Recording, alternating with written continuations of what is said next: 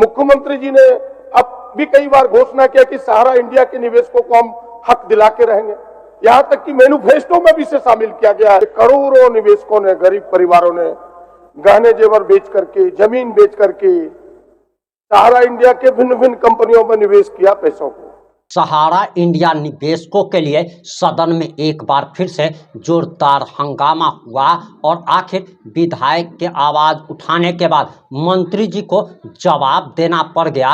विधानसभा में जवाब देना पड़ा है और यकीन मानिए जब आप पूरा वीडियो देखेंगे तब आपको लगेगा कि अगर जागरूक होंगे, अपने विधायकों से सवाल करेंगे तो उस विधायक को सदन में सवाल करना मजबूरी बन जाएगा और उसके बाद सरकार को भी जवाब देनी मजबूरी पड़ जाएगी और मजबूरी में ही सही सारा काम होने जा रहा है। और आपको आखिर क्या करना है, किस रास्ते पर आप आगे चल करके अपना पैसा वापस ले सकते हैं और आखिर सबसे बड़ी बात कि सदन में सरकार की तरफ से क्या जवाब आया है, ये तमाम बातें इस 8 से 10 मिनट की रिपोर्ट में हम आपको बताने जा रहे हैं।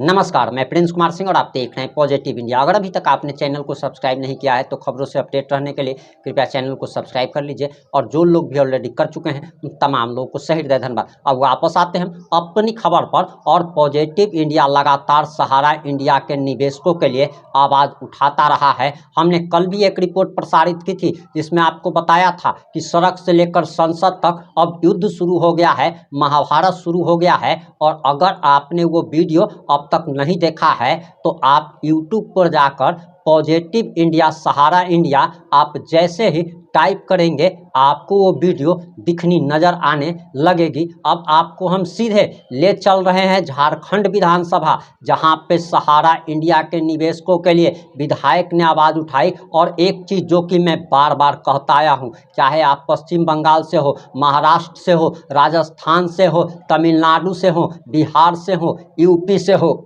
झारखंड से हो, पश्चिम बंगाल से हो, असम से हो, आप देश के किसी भी राज्य से हो, आप लोग अपने क्षेत्र में एकजुट होइए, विधायक को ज्ञापन सौंपिए। चाहे आप जिस भी राज्य के निवासी हो, जिस भी जिले के निवासी हो, आप किसी भी धर्म से हो, आपका बस एक ही धर्म है कि आपका पैसा सहारा इंडिया में फंसा हुआ है और हमारी बातों का असर हुआ और झारखंड के उस विधायक तक लोग पहुंचे। तब झारखंड के विधायक को सदन में सरकार से सवाल करना पड़ गया और आखिर सरकार ने क्या जवाब दिया है जरा आप वो वीडियो देखिए। इससे आपके आंखों में एक आशा की किरण जगेगी और आपको लगेगा कि आपका पैसा इसी जन्म में आपको वापस मिल सकता है। करोड़ों निवेशकों ने, गरीब परिवारों ने गहने जेवर बेच करके, जमीन बेच करके सहारा इंडिया के भिन्न भिन्न कंपनियों में निवेश किया पैसों को। आशान्वित था कि पैसे कुछ वर्षों के बाद वापस आएगा तो परिवार की आवश्यकता के अनुसार काम करेंगे। बड़े दुर्भाग्य से कहना पड़ता है कई वर्ष बीत गए, पैसे की वापसी नहीं हुई अध्यक्ष महोदय। और भारत सरकार यदि मजबूती से खड़ी होती निवेशकों के, गरीबों के हक में, तो वो पैसे मिल जाते। लेकिन दुर्भाग्य है इस देश का कि देश की सत्ता पर ऐसे लोग बैठे हैं जिन्हें गरीबों के हित से मतलब नहीं है। वो तो सहारा इंडिया कंपनी जैसे हितकारी लोगों के पक्ष में खड़ी होती है। मैं धन्यवाद देना चाहता हूं इस सदन से माननीय उच्चतम न्यायालय को कि जिन्होंने गरीबों को न्याय देने के लिए उनके हक में फैसला लाया। जिस फैसले का जिक्र इस उत्तर में किया गया है अध्यक्ष महोदय, लेकिन इस फैसले के भी यह जो आदेश आया अध्यक्ष महोदय 29/3/2023 को पारित हुआ। 2 साल बीत गए। 2 साल बीत जाने के बाद भी अब तक झारखंड के निवेशकों को पैसे की वापसी नहीं हुई। मेरा ये महत्वपूर्ण प्रश्न है अध्यक्ष महोदय।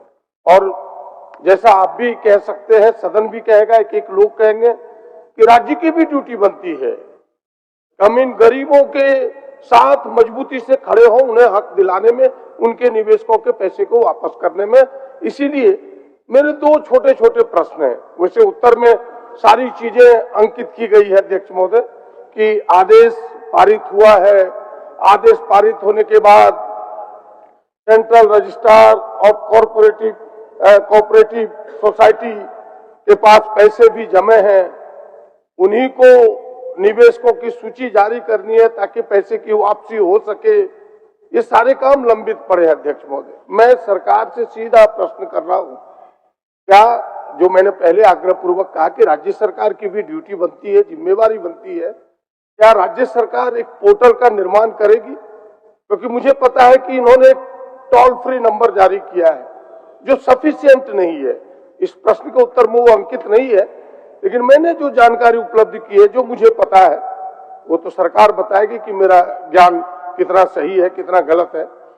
इन्होंने टोल फ्री, लेकिन वो सफिशिएंट नहीं है। सरकार एक पोर्टल बनाए, मेरा आग्रह होगा, जिस पोर्टल में यह जो निवेशक है, जिन झारखंड गरीबों ने, निवेशकों ने पैसे को निवेश किया है, वो उसमें अपने नाम को अंकित कर सके, अपने पूरे प्रमाण के साथ कि हमने कितना निवेश किया है, ताकि सरकार इन नामों को सूचीबद्ध कर सके। पहला मेरा प्रश्न है, क्या सरकार ऐसे करेगी? ये मेरा पहला प्रश्न है। माननीय मंत्री महोदय, माननीय ध्यानाकर्षणकर्ता प्रदीप यादव जी ने ये जानना चाहा है कि निवेशकों की जो राशि है और उस राशि को भुगतान कराने के संदर्भ में राज्य सरकार ने क्या दायित्वों का निर्वहन किया है, और आपने एक सुझाव भी दिया है कि इस तरह का पोर्टल राज्य सरकार के द्वारा बनाया जाए, जिसमें जितने लोगों ने निवेश किया था उनका नाम, उनकी सूची आ जाए। मैं समझता हूं कि यही भावना आपकी। महोदय, मैं आपके माध्यम से माननीय सदस्य को यह जानकारी देना चाहता हूं कि सहारा इंडिया के विभिन्न कोऑपरेटिव सोसाइटी में झारखंड राज्य के निवेशकों द्वारा निवेशित राशि वापस करने एवं शेष भुगतान की जाने वाली राशि के संदर्भ में हम लोगों ने central registrar of cooperative society को कई बार पत्र लिखा है। महोदय, मैं उसकी जानकारी भी माननीय सदस्य को देना चाहता हूं कि एक तो 16/12/2022 पत्रांक भी है, 17/4/2023, 22 जून 2023, 15 दिसंबर 2023, 9 फरवरी 2024 और 30 जनवरी 2025। और ये हम लोगों ने, राज्य सरकार ने 6 पत्र लिखा है, लेकिन अभी तक उसका कोई जवाब महोदय नहीं आया है। हम फिर संबंधित संस्था को स्मारित करेंगे कि राज्य हित में आप वो सूचनाएं राज्य सरकार को दें। मैं थोड़ा आगे भी बढ़ के कहना चाहता हूं, ये बात तो मैंने सोचा है कि जब 6 पत्रों का उत्तर नहीं आया तो क्यों ना हम राज्य सरकार के संबंधित अधिकारी को एक बार व्यक्तिगत रूप से दिल्ली भेजें और central registrar of cooperative society से यह अनुरोध करें कि 6 पत्र हम लोगों ने लिखा, अभी तक आपका जवाब नहीं आया है, आप बताएं कि आगे की कार्रवाई आपके द्वारा क्या की जा रही है। और एक चीज आपने ये जो जाना चाहा है, या फिर जो सुझाव आपने दिया है, आपने ये जो सुझाव दिया है कि पोर्टल एक ऐसा सृजित किया जाए जिस पर सभी निवेशित अपने बारे में विस्तार पूर्वक कह सके। महोदय, मैं माननीय सदस्य को ये बताना चाहूंगा कि यदि राज्य सरकार के पास निवेशकों का कोई सूची नहीं है, तब हम ये प्रयास करेंगे कि इस प्रकार की व्यवस्था की जाए ताकि सभी लोगों के बारे में विस्तार पूर्वक जानकारी सरकार को भी प्राप्त हो। अध्यक्ष महोदय, मैंने सरकार को सहयोग करने का ही प्रयास किया है। बिल्कुल बिल्कुल। मैंने ये कहा कि आपके पास सूची है नहीं, अगर सूची है तो सरकार कहे कि नहीं मेरे पास सूची उपलब्ध है, पोर्टल की कोई आवश्यकता नहीं है। इसीलिए हमने कहा कि आपने टोल फ्री नंबर भी दिया था जिसमें कुछ निवेशकों ने अपने नाम भी अंकित कराए होंगे टोल फ्री नंबर के माध्यम से, इसीलिए हमने कहा कि पोर्टल।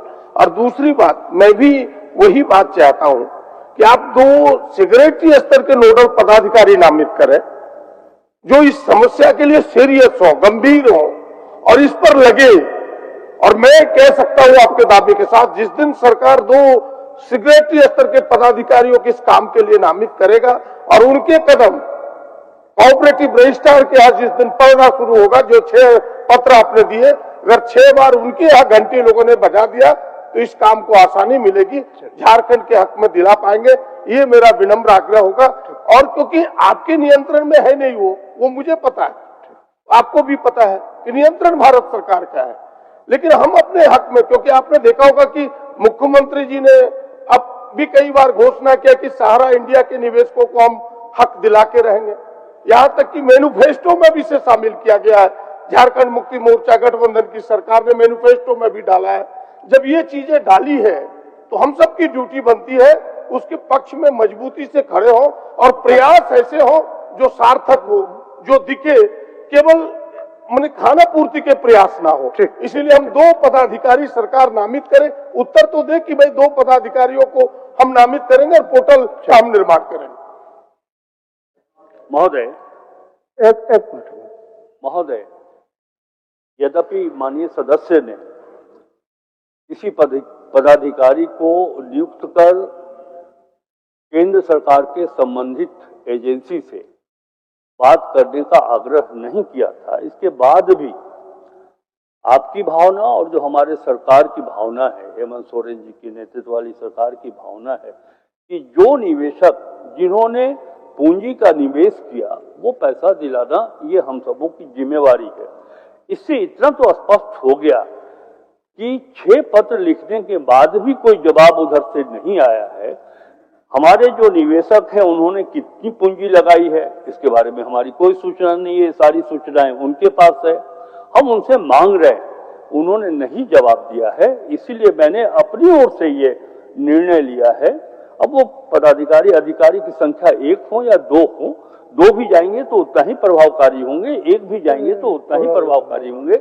मैं ये कह रहा हूं और मैं निर्देश भी दूंगा राज्य सरकार के संबंधित अधिकारी को कि वह जाएं और विस्तार से वहां से सूचनाएं प्राप्त करके। आपने पूरा वीडियो देख लिया होगा। अब इस वीडियो को ज़्यादा से ज़्यादा जन जागरूकता के लिए शेयर जरूर कीजिएगा ताकि हमारे सहारा इंडिया के जितने भी निवेशक भाई हैं सबको उनका हक वापस मिल सके, वे अपने हक और अधिकार के लिए लड़ना सीख सके कि आखिर उनका पैसा कैसे मिल सकता है। और आप तमाम आदरणीय दर्शकों से एक अनुरोध है, एक विनम्रतापूर्वक आग्रह है कि आप लोग इस वीडियो को जितने भी व्हाट्सएप और फेसबुक ग्रुप से आप जुड़े हुए हैं आपको बस शेयर कर देना है। शेयर करने में आपको कोई पैसा नहीं लगता है और अगर आप शेयर करते हैं तब आपको करोड़ों सहारा इंडिया के निवेशकों की दुआएं लगेंगी, आपका भला होगा। जुड़े रहे हमारे साथ। जय हिंद, जय भारत।